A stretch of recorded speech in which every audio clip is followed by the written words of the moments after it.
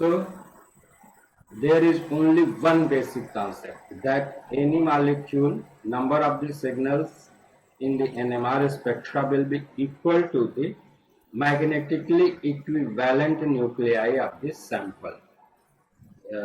We cannot predict magnetically equivalent nuclei or magnetically equivalent protons in the sample by just observation. So it may be noted that magnetically equivalent protons are the chemically equivalent protons.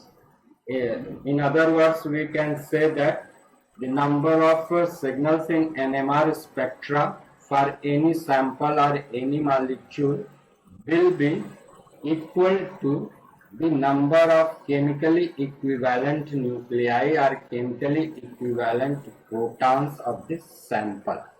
Chemically equivalent protons or chemically equivalent nuclei simply means that those number of the protons or those number of the nuclei which have same electronic environment, or we can say that which have the same electron density around it.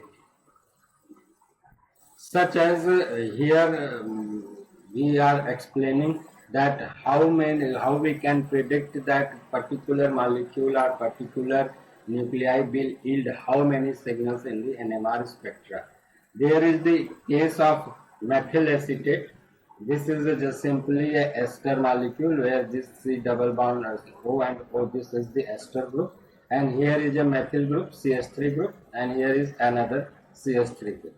So in this molecule, we have simply two sets of chemically equivalent protons. The protons are the nuclei which are represented by A or in red color. These protons are the nuclei are attached to the carbonyl group, C double bond O group. This is electron withdrawing group, so it will withdraw the electron density from these nuclei, and electronic environment of these nuclei will be the different, whereas three protons of this CH3 group are simply attached only with the oxygen atom. So electronic environment of these three protons will be the different from that of these three protons. So in NMR signal, NMR spectra, this methyl acetate molecule will yield two NMR signals. Let us see some more examples. Here is the benzene molecule. Benzene is the C6H6 molecule, and in the benzene, all the nuclei of the proton are in the similar electronic environment. There is no difference in the electronic environment of one nuclei from the other nuclei. So benzene will yield only one signal in NMR spectra. Similar is the case of the acetone molecule, CH3CO CH3 molecule. Both the methyl group are directly attached to the carbonyl group, C double bond O group. So electron density of all the 6 nuclei of proton in this molecule will be the similar, and acetone will yield only one signal. Here is pyruvate molecule. In pyruvate molecule, there is only one CH3 group, and all the three proton nuclei are in the same environment. So this molecule will also yield only one signal in NMR spectrum. Here is the cyclohexane molecule, C6H12 molecule. This is the cyclic hydrocarbon, and all the 12 protons have the similar electronic environment, so it will also yield only one NMR signal. Here is the some examples of the molecule which will yield two NMR signal.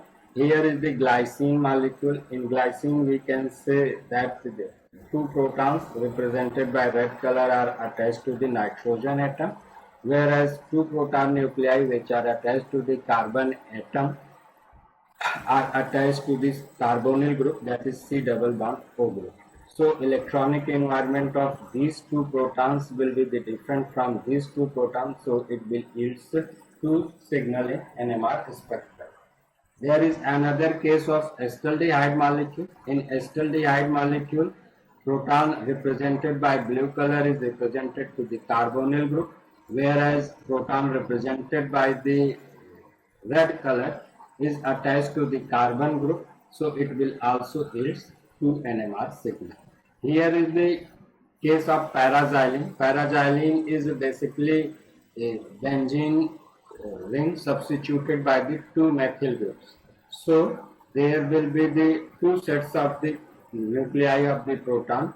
The CH3 group, which is attached to the carbon atom of the benzene group, these will have different electronic environment, and whereas the proton nuclei which are directly attached to the benzene ring, these will have different nuclei. So this sample will also yield 2 NMR signal in NMR spectrum. Here is a case with 3 NMR signals, such as here is the alanine. Alanine is the NH3 plus ion. This is the carbon, and carbon is attached with the proton nuclei, and this is this CH3 group. This is alanine molecule. But in this molecule, all the 3 protons have different electronic environment. There should be no confusion, since these 3 protons are attached to the carbon atom, so electronic environment of these 3 protons will be different, whereas these 3 protons are attached to the nitrogen atom. Since electronegativity of nitrogen is greater than the carbon, so electronic environment of these 3 protons will be totally different from these 3 protons. Whereas this hydrogen is directly attached to the carbon, so electronic environment of all the 3 protons will be different, and it will yield 3 signals in NMR spectrum. Here is another case of adenine. This is the pyrimidine base which is generally found in the DNA and RNA, and it has 4 sets of the proton, such as hydrogen attached to this nitrogen, hydrogen attached to the carbon, hydrogen attached to the methyl group, and hydrogen attached to the carbon flanked between the 2 nitrogen atoms will yield different sets of the signals, and so there will be the 4 signals in the NMR spectrum. Since here is another example. This is the isopentenyl diphosphate, and in isopentenyl diphosphate there is the 4 set of the proton. This is the 1 set. Electronic environment of these 2 protons will be different, and electronic environment of these 2 protons will be different, since it is attached to the carbon double bond. And this is the methyl group, and this is the doubly bonded carbon. So all the 4 protons will have different signals in the NMR spectrum, and this molecule will yield 4 signals in the NMR spectrum. The number of these signals in NMR spectra also depends on the stereochemistry of the molecule. The stereochemistry is basically the 3-dimensional arrangement of different atoms in the molecule, and when these atoms are differently arranged in the 3-dimensional space, their electron density varied from one to another. So on visual appearance, it may appear that this will yield only 1 signal, but in actual practice, these yields different signals. Here we can just take account of some example, such as this is the molecule, simple molecule, and chloroethene, or we can say that this is the substituted chloroethene. This may be CH3 group, or this is a CH3 group. This will be the propene 2-chloropropene in IPAC. On observation, it may appear that HA and HB will have same electron density around them, but in real practice, in actual experimental fact, it is found that electron density of HA and HB is different from one another, and so these yields 2 different signals in the NMR spectra. Similar is the case of the substituted cyclohexane molecule. This is basically a cyclohexane molecule. All these 2 valences of carbon will be satisfied by the hydrogen. Then this will be the cyclohexane molecule. But one of the valences is substituted by the chlorine. So this is the chlorocyclohexane molecule. Due to the three-dimensional spatial arrangement, electron density of Ha and Hb will be different from one and other. One is the axial, Hb is the axial proton, and Ha is the equatorial proton. And this Hb will be in more proximity, or we can say that it will be closer to the chlorine atom, which is the electronegative atom. So it just affect the electron density of Hb atom, and which make it different from the electron density of Ha. So these two protons in the sample will yield two different signals. Another basic point to interpret any NMR signal is the position of the signals in the NMR. We use basically two scales to interpret any NMR spectra, that is the delta scale and the tau scale. And to fix any scale there must be some reference, so we used tetramethylsilane used as a standard to determine the spectra of any molecule. Delta and tau scales are related to each other in the sense that value of delta in general ranges from 0 to 10, whereas value of tau scale ranges as 10 minus delta. For any particular nuclei or any molecule or any particular sample, the position at which these different nuclei will yield its signals in reference to the TMS is called as the chemical shift. The chemical shift is also affected by the shielding and de-shielding effect. Shielding and de-shielding effect, we can explain that, such as any nuclei will be surrounded by electron. Similar to the nuclei, electrons are also positively charged. Nucleus is positively charged, whereas electrons are negatively charged. But electrons are also charged, and in the perpendicular direction to its spin, it will also generate an magnetic moment or a magnetic field, which is termed as the induced magnetic field. And there will be the two conditions. If induced magnetic field generated due to the electronic spin will oppose the applied magnetic field on the nuclei, this condition is called as the shielding. Whereas if induced magnetic field due to electronic spin is in the same direction, or we can say that it reinforces the applied electromagnetic field on any nuclei, then it will be called as the de-shielding. Once again, if induced magnetic field generated due to electronic spin will oppose the magnetic field applied on any nuclei, this particular condition is called as the shielding. Whereas if induced magnetic field generated due to electronic spin is of the same direction as that of the applied electromagnetic field on any nuclei, this condition will be called as the de-shielding. TMS is is used as a reference in NMR, and there are three basic regions that TMS is used as a reference. One is that it is tetramethylsilane, and it is the only compound in which it has 12 equivalent protons. Electronegativity of silicon is lesser than the carbon, so this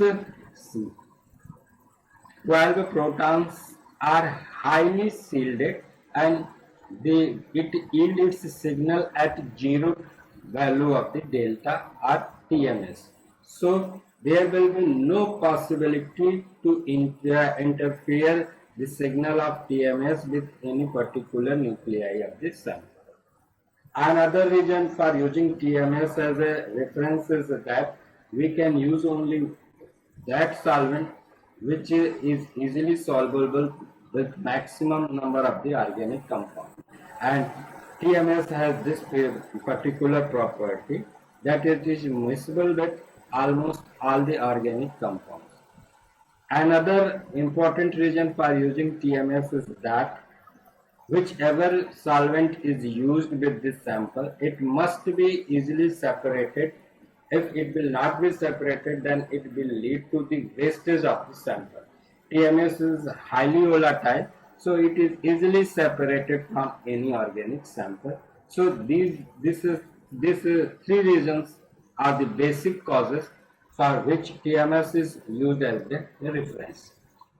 Now here we are seeing observing that what shielding and deshielding will affect the chemical shift.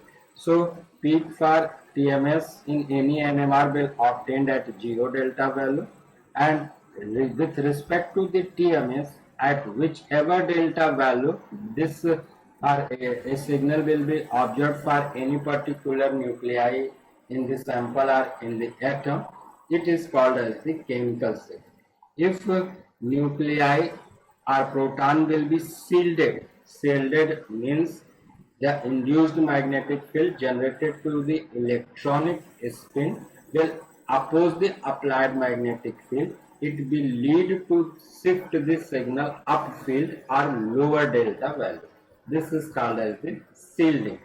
Whereas if particular nuclei or proton is deshielded, means induced magnetic field generated due to electronic spin is of the same direction as that of the applied magnetic field on any particular atom of the sample, it will be deshielded and it will shift the position of the signals towards the higher delta value, or we can say that the downfield. Chemical shift is also given as delta is the delta. We are representing chemical shift by delta. Delta is given as F sample, means frequency of the electromagnetic radiation absorbed by the sample, minus F reference, means frequency of electromagnetic radiation absorbed by the TMS upon frequency of the reference. The frequency difference F sample minus F reference is usually on the order of a few hundred to a few thousand, while the reference frequency is measured in megahertz. Is a smaller number, chemical shift is a smaller number, and it is expressed in the units parts per million. The suffix pm is interchangeable with parts per million. We all must be knowing that it is interchangeable with 10 raised to power minus 6. Here are some factors which will affect the chemical shift in NMR spectra, and these factors are electronegativity, anisotropy, hydrogen bonding, and van der Waals deshielding. Let us have some important aspects. Electronegativity means that any atom in the NMR spectra which is attached to a particular atom, if its electronegativity will be greater than the carbon or hydrogen or the any particular nuclei which is directly attached to it, then it will drag this shared pair of electron towards itself, result of which electron density around a particular nuclei in observation will decrease. Nuclei will be deshielded, and if it will be deshielded, then NMR spectra will shift towards downfield, that is towards lower delta value. Here we can say that if it is deshielded, then it will shift towards higher delta value. Anisotropy refers to the property of the molecule where a part of the molecule opposes the applied field and other part reinforces the applied field. It is generally found in the unsaturated hydrocarbons such as in the alkenes.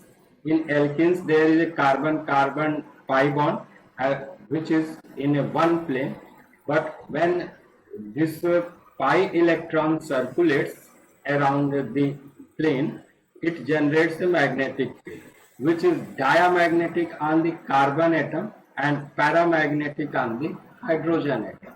Since it is paramagnetic on hydrogen atom, so it opposes the, so it reinforces the applied field, and this leads to the leads to the deshielding, and it will again leads to the increase in the delta value of the sample. Here is the hydrogen bonding.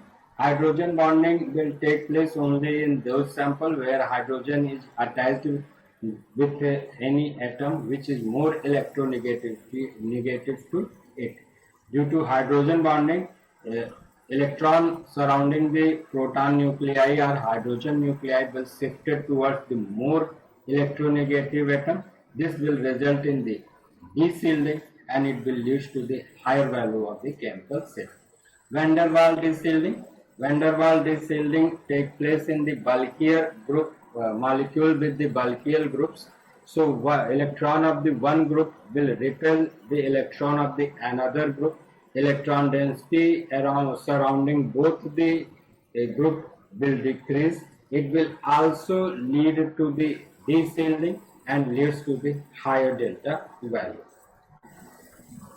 So we have dealt with the two factors.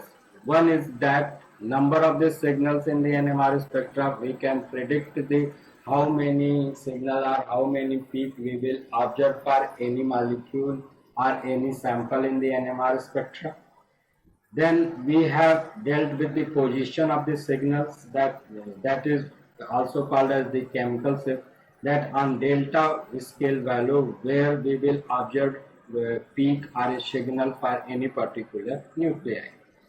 Another important factor is which is necessary to know or interpret the any NMR spectra is the peak area and the proton counting. Peak area is the basically number of the squares which are present in any peak, and with the help of the ratio of the peak area we will able to determine or we will able to predict the ratio of different set of the proton in the molecule. The concept of peak integration is that the area of a given peak in a proton NMR or C13 NMR is equal to the number of equivalent protons. Equivalent protons means those set of the protons for which we will get only one signal or one peak in the NMR spectra. We can have a look at the spectrum of the paraxylene. ISO name is the IPAC name is the 1,4-dimethyl benzene. 1,4-dimethyl benzene. So peak area with the help there are two sets of the proton nuclei in this sample. Here the proton nuclei which are represented by the blue color are the aromatic protons, or we can say that the protons which is directly attached to the benzene. Whereas the number or the set of the proton which is represented by the red color are they just substituted on the benzene ring, and this one methyl group on first carbon atom or one carbon atom, and this is the methyl group which is on the fourth position. So with the help of the peak area, we can predict the ratio of these two sets of the proton, such as in this xylene molecule, paraxylene molecule, there are 4 aromatic protons, means those number of the proton which is directly attached to the benzene ring, and there are the 6 aliphatic protons, means these proton nuclei which are directly attached to the carbon of the methyl group. So the ratio of the peak area for these two sets of the proton will be 4:6. Here we are we have just trying, this is not a perfect spectra, this is only for representation. For HB, if peak area will be the 1, then for type of the proton V, peak area will be the 1.5. Means that if this aromatic proton area of the peak for aromatic proton will be the 1, then area for the aliphatic proton will be the 1.5, which indicates that ratio of these two sets of the proton, such as B and HA is 1:1.5. So this is the importance of the peak area in the interpretation of NMR spectra of any molecule. At the lower resolution in the NMR signal, generally we get a single peak for single set of the proton nuclei, but at higher resolution, generally when our instruments is running higher than 60 cycles per second, then a single peak for a nuclei will split into the number of the fine peaks, and this is called as the splitting of the signals or splitting of the peaks. Splitting of the signals in the NMR spectra take place due to interaction of the spin of the nearby nuclei with the magnetic field generated by the concerned nuclei. The nearby nuclei means that whichever nuclei is present in the proximity to the nuclei which we have considered in the NMR spectra, the proximate nuclei or nearby nuclei will be also in continuous spin, due to which it will also generate a magnetic field. Then the number of the possible ways in which the magnetic field generated by nearby nuclei can interact with the applied magnetic field, that will be the number of a peak splitted, that will be the number of a peak in which a single peak will get splitted. Or we can say that if one peak is splitted into two peaks, it is called as the doublet. If single peak gets splitted into three, it is triplet, and more than three, it is multiplet. This splitting of NMR signal gives precise information about the number of the neighboring protons in the molecule. Such as peak area was giving the ratio between the concerned nuclei and the other nuclei. Similarly, splitting of the signal will give information about the nearby nuclei. The number of the peak in which it will get splitted, it will given by the formula, that is 2ni plus 1. That is where n is the number of neighboring proton or the number of the neighboring NMR active nuclei. I is the spin quantum number for that particular nuclei.